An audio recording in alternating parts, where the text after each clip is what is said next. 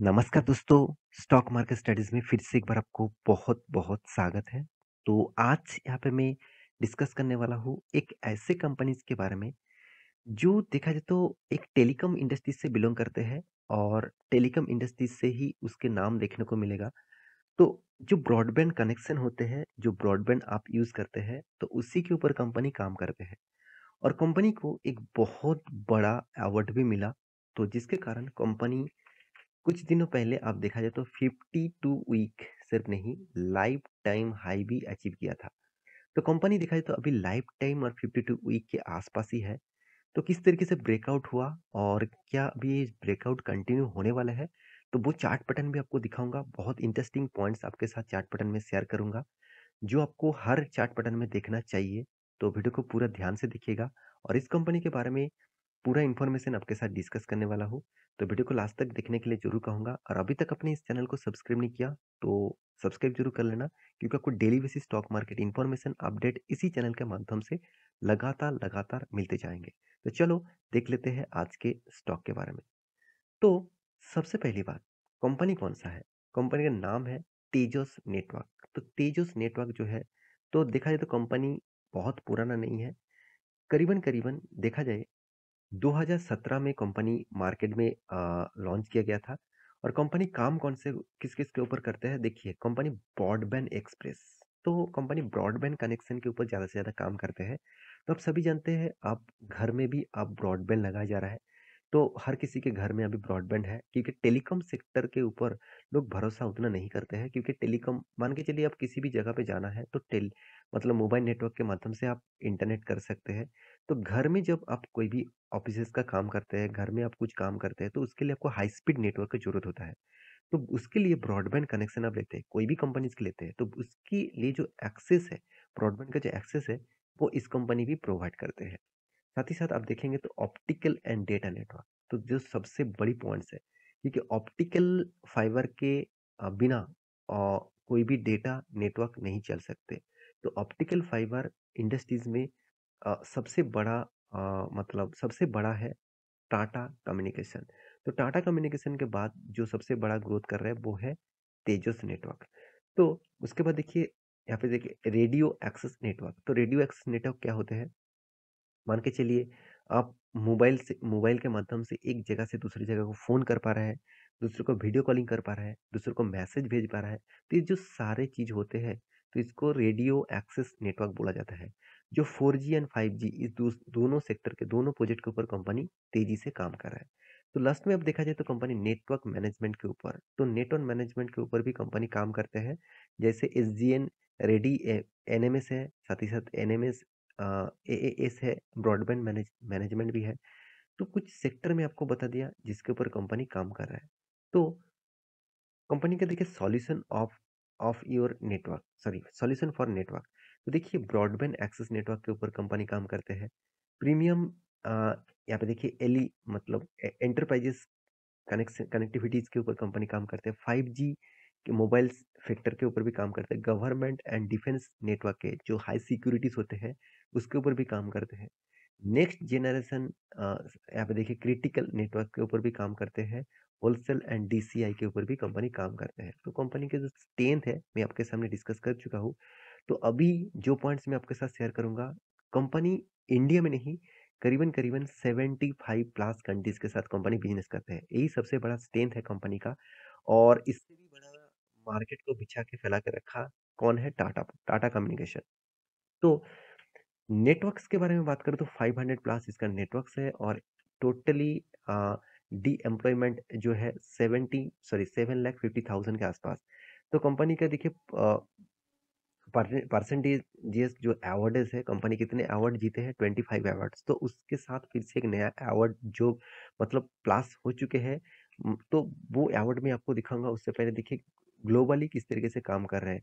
South Africa के ऊपर भी है, मिडिल ईस्ट कंट्रीज के ऊपर भी है, साथ ही साथ यूरोप कंट्रीज के ऊपर भी है, साथ ही साथ अमेरिकन मतलब नॉर्थ एंड साउथ दोनों अमेरिकन के ऊपर भी है, साथ ही साथ जापान के ऊपर भी है। तो इस तरीके से बहुत जगह पे कंपनी बिजनेस करते हैं। तो कंपनी के जो स्ट्रेंथ है वो तो मैं आपके साथ डिस्कस कर लिया हूँ।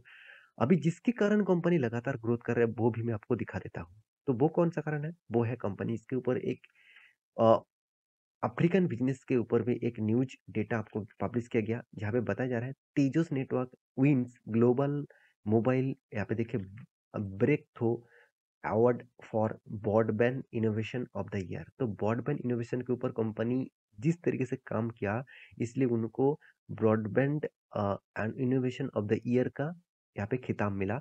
और वो भी देख सकते हैं कहाँ से मिला, ग्लोबली मार्केट में। तो ऑल ओवर वर्ल्ड मार्केट से इस तरीके से खिताब मिला है। तो एक बहुत बड़ा पॉजिटिव पॉइंट है कोई भी कंपनीज के लिए, क्योंकि उस चीज से आपको ये चीज मिलता है कि कंपनी कितना स्ट्रेंथली काम करता है। तो कंपनी में कितना स्ट्रेंथ है, चलो वो भी मैं आपको दिखा देता हूँ। तो कंपनी के बारे में डिस्कस करूँ तो कंपनी 9,300 करोड़ के आसपास मार्केट कैप है। कंपनी का एनुअली इनकम अभी नेगेटिव में है। कंपनी का डेप्थ जो है वो ना के बराबर है। कंपनी का return of equity, return of capital employed negative में है। यही सबसे बड़ा वीकनेस है इस कंपनी का। तो कंपनी का सेल्स ग्रोथ नेगेटिव में है, प्रॉफिट ग्रोथ बिग नेगेटिव में है। कंपनी का मार्केट कैप टू सेल्स बहुत हाई वैल्यूएशन में है। तो कुछ पॉइंट्स मुझे इस कंपनी में खासियत नहीं लगा, जो कंपनीज का परफॉर्मेंस यहाँ पे डिस्कस मैं आपके साथ कर रहा हूँ। प्रॉफिट एंड लॉस देखेंगे तो कंपनी बीच में बहुत शानदार प्रॉफिट कर रहे थे, उसके बाद लगातार लगातार लॉसेस किए। कंपनी का रिटर्न अब देखकर मत मतलब एक्साइटेड मत हो जाना कि 3 साल में 100% का रिटर्न दिया। तो ऐसे रिटर्न तो टीटीएमएल भी दे रहा है, तो क्या टीटीएमएल के ऊपर निवेश किया जाए? ऐसे बिल्कुल भी नहीं। तो कंपनी के कैश फ्लो के बारे में बात करूँ, देखिए यहाँ पे भी नेगेटिव, इसका मतलब कंपनी कैश फ्लो को भी मेंटेन नहीं कर पा रहा है। तो कंपनी की इन्वेस्टर के बारे में बात करूँ तो आप देखेंगे तो प्रोमोटर के पास पहले कुछ भी होल्डिंग नहीं था, कुछ भी। आज प्रोमोटर के पास होल्डिंग है, क्योंकि प्रोमोटर को खुद पता चला कि कंपनीज के ऊपर कितना स्ट्रेंथ फ्यूचर में आने वाला है, क्योंकि ज़्यादा से ज़्यादा टेलीकॉम सेक्टर 5G के ऊपर काम करने वाले हैं, और वो भी ऑप्टिकल फाइबर्स के ऊपर, डेटा नेटवर्क्स के ऊपर। तो इस कंपनी फ्यूचर में अच्छा खासा ग्रोथ ले आ पाएंगे, इस तरीके से स्ट्रेंथ देखने को मिला। इसीलिए प्रोमोटर खुद उस कंपनी का शेयर खरीदारी कर ली है। तो यही सबसे बड़ी प्लस पॉइंट यहाँ पे भी देखने को मिला। एफआईएस के पास 21% होल्डिंग था, आज कितना 10% के आसपास। डीएस के पास 17% था, आज 4% के आसपास है। पब्लिक के पास 60% होल्डिंग था, आज 32% के पास होल्डिंग है। तो कंपनी के चार्ट पैटर्न के बारे में डिस्कस करूँ तो देखिए, मैं एक आपको ड्रॉ ट्रेंड लाइन पहले भी खरीद के दिया था। ये जो डबल टॉप था, यहाँ पे टॉप बना, यहाँ पे टॉप बना, मुझे मुझे लगा था ये टॉप ब्रेक करेगा कभी ना कभी। ऑब्वियसली ब्रेक किया, और बहुत शानदार वॉल्यूम के साथ, बहुत स्ट्रॉन्ग वॉल्यूम के साथ ब्रेक किया।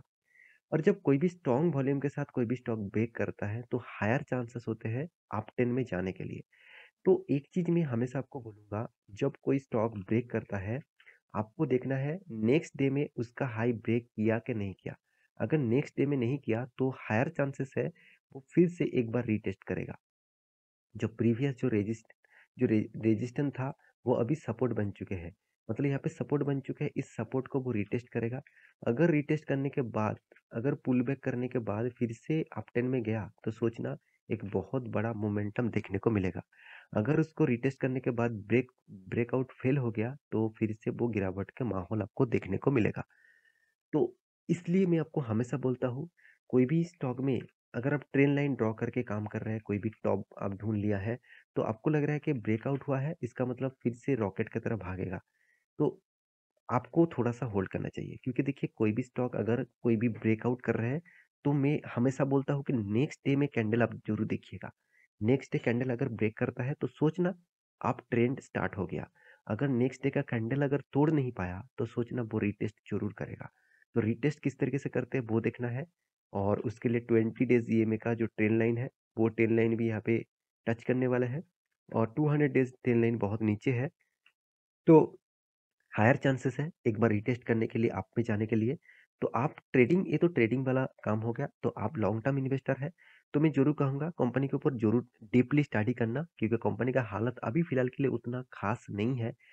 तो मेरे हिसाब से थोड़ा सा खास होने दीजिए, उसके बाद इस कंपनी के ऊपर कुछ डिसीजन जरूर लेना।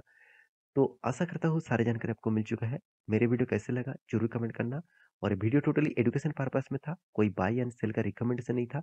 एक बार स्टडी करना, उसके बाद निवेश करना। तो मिलते हैं नेक्स्ट नया स्टॉक लेके, तब तक के लिए अच्छे से रहिए, अपने ख्याल रखिए।